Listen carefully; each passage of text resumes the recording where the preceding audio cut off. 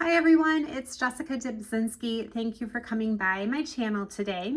So I have created this double page layout because I had so many photos that I wanted to scrapbook. Now I still need to actually scrapbook these same photos for my other daughter's layout. So you can see here, this is the pile that I'm working with.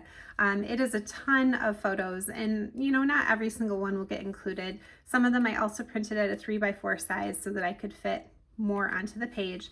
But obviously, if you have a lot of photos, and even if you're working on a double page layout, still it's kind of hard to fit everything in that you want. So I knew immediately that I was going to have to use some flip flaps for this double page layout. You can see here, this 3x4 flips open, and so I have room for two more in addition to just this one here. I've got another 3x4 flip flap on this side, and then a 4x6 on here as well. So what I wanted to share with you in this video today is how to attach those flip flaps and then cut a slit in your page protector. Now a flip flap will come like this, and there are a bunch of different sizes. There is this adhesive strip along the back, which you would just like fold over, and that's where it's going to attach to the page or your page protector, and then that's the hinge that it flips on. You would just peel this little adhesive covering off here.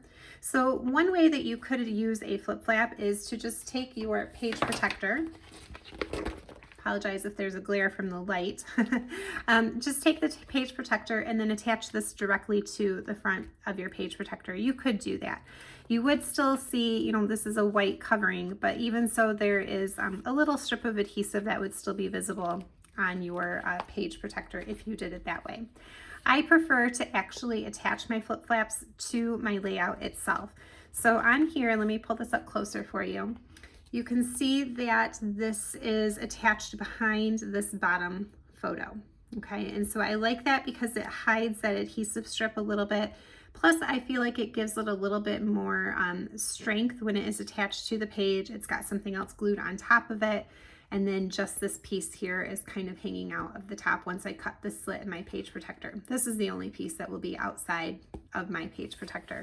To me, I feel like it just makes it a little bit sturdier. I've never had any problems with my page protectors ripping when I cut the slip to put the flip flap through. So that's what works for me. But you could also, like I said, just attach this to the front of your page protector. So a couple of things to keep in mind.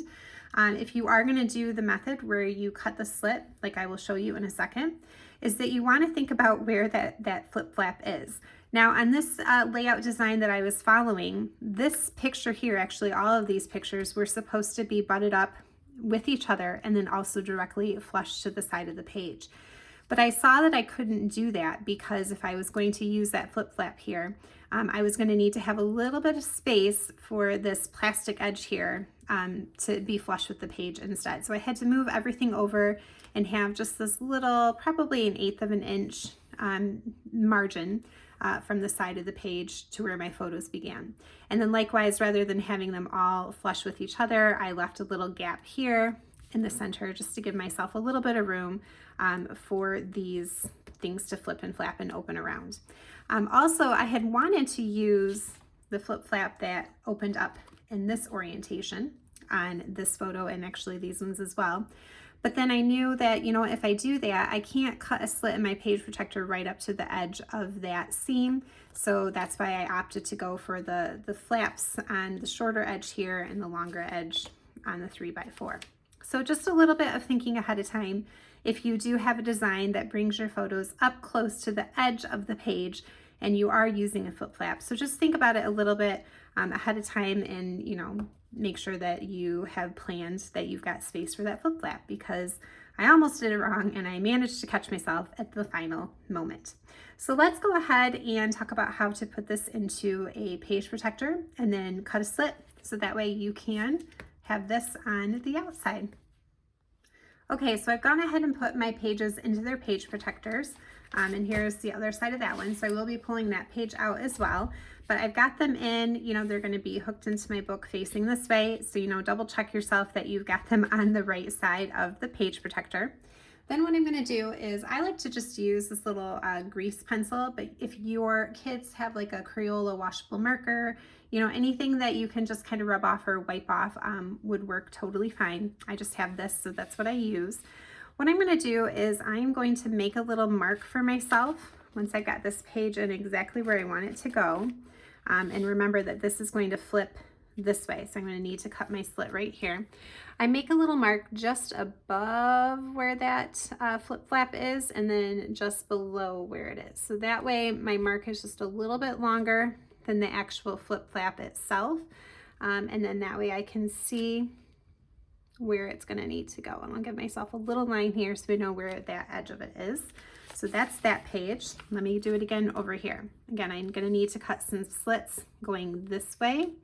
And I probably will, you know what I might do actually, something I didn't think about is I've got these two next to each other. It would have been smarter of me to put my flip flap on this photo so that I didn't have one big flip flap right here. Rather than doing two separate slits, I'll probably just do one big slit right here. So let's do that. So again, I'll put a little mark up here at the top and then down here at the bottom. Kind of give myself a little line so I can see where that's going to be. Okay, so then we'll just have one slit here and then we'll pop both of those out together. Okay, so now what I'm going to do, I'm going to pull those pages back out because I want to be able to use my ruler and everything nice and flat. So I'll pull them out, including whatever I had on the other side. So you want it to be completely empty. And then I'm going to use a ruler to draw a line from those little marks that we made. Where did I put my ruler? Okay, this part can be a little bit hard to see. Let me see if I put my thing under here. It might be easier for both of us to see. Okay, so I'm going to use a ruler, draw a line between those marks that I made. And that is the line where my slit is going to need to go. And I can wipe that off when I am done. And then over here, and again, a marker would work fine.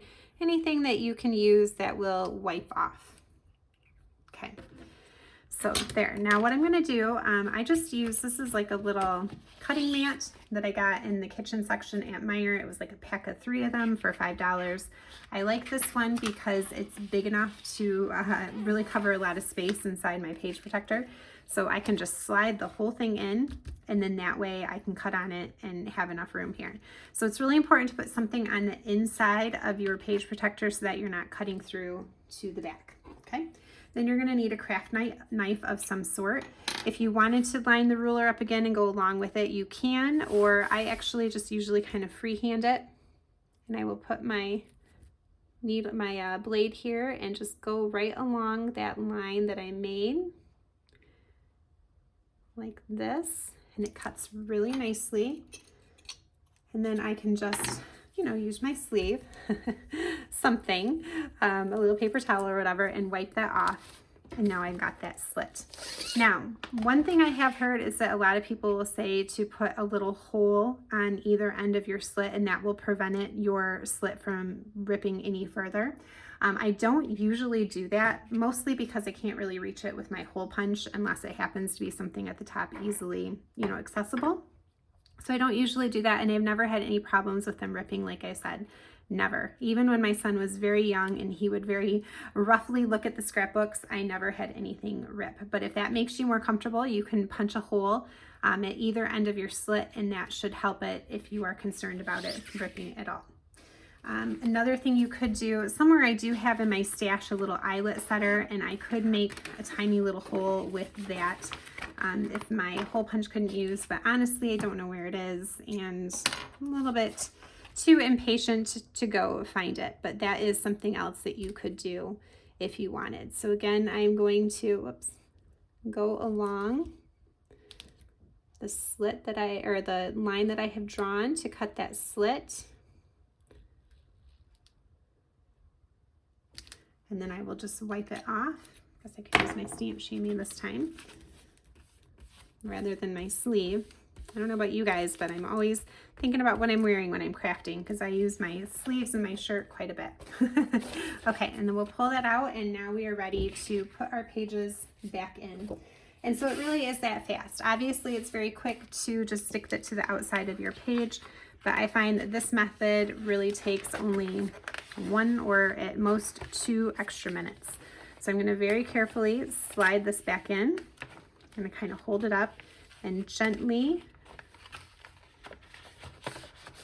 pull this back, feed it through that slit, fold this one back. Oh, I've never done a double one before. This ought to be interesting. Feed it through that slit, and there. Yeah, that worked to have one big slit for them. And then I usually just kind of give them a little push to let them sit. There. That's how fast it was. And like I said, I'm not worried about it running, but you could punch that hole as well. So let's go ahead and put the other one in to add that to the back side later. Okay, so another thing you can do, and I didn't do it on that side because it was a bigger slit. Sometimes I find it easier to take the photos out of the flip flap and then stick it through your slit when that is empty, because it's easier to bend it and gently work it through that slit without having to bend your photos or, you know, put too much pressure on that slit. So now that it's empty, it's a little bit easier to maneuver. Pull it through. Push it down, and done. I'll put these back in. I can remember which direction I had them going. I think I had them this way. Slide those back in. There. And now it's done. So there you go. Flip flaps are the answer for adding lots of extra photos. If even a double page layout is not going to be enough to cover all of the things that you want to include. I hope that this was helpful for you. If you have any questions, please let me know. Again, flip flaps come in so many different sizes, and they are a wonderful way to add more and more photos to your layouts. All right, guys, have a great day. Happy crafting. Bye.